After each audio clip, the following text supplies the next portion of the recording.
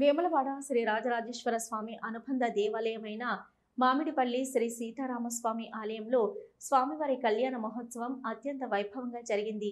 దీంతో మామిడిపల్లి రాములగుట్ట రామనామ స్మరణతో మారుమోగింది.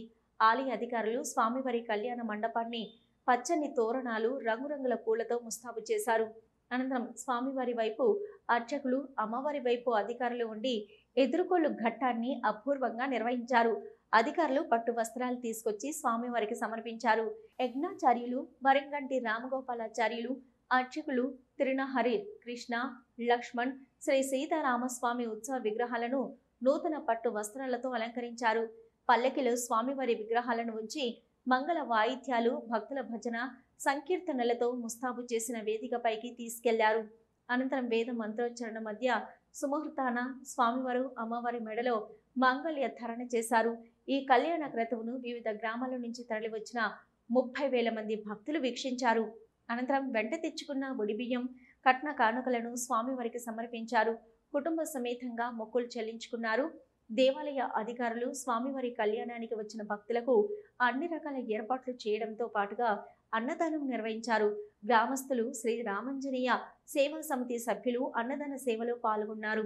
స్వామివారి కళ్యాణోత్సవంలో ప్రభుత్వ whip, Vemulawada MLA Adi Srinivas, Vemulawada RTO Rajeshwar, market committee chairman Kachchakayala Yellaiah, BRS party జిల్లా అధ్యక్షుడు తోట ఆగయ్య, మాజీ ZP chairperson Nyalakonda Aruna, Chandruthi CI Venkateswarlu, SA Prashanth Reddy, single window chairman Bandanarasaiah కళ్యాణానికి హాజరై స్వామివారి కళ్యాణాన్ని వీక్షించారు. ఆలయ superintendent Venkataprasad, DE Maipal Reddy, AE Nagaraju, in charge Narender, junior అసిస్టెంట్లు దేవయ్య, లక్ష్మణ్, శ్రీ రామాంజనేయ భక్తులు తదితరులు పాల్గొన్నారు.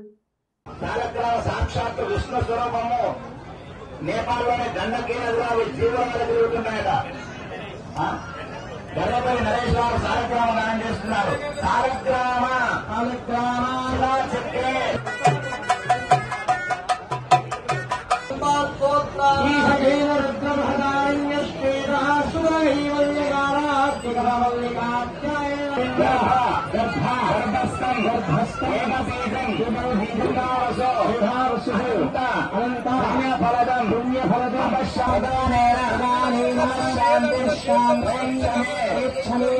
దానములు అయిన తర్వాత యాలకొండ అన్నగారు, రాఘవరెడ్డి గారు వారి యొక్క సాలగ్రామ దానం.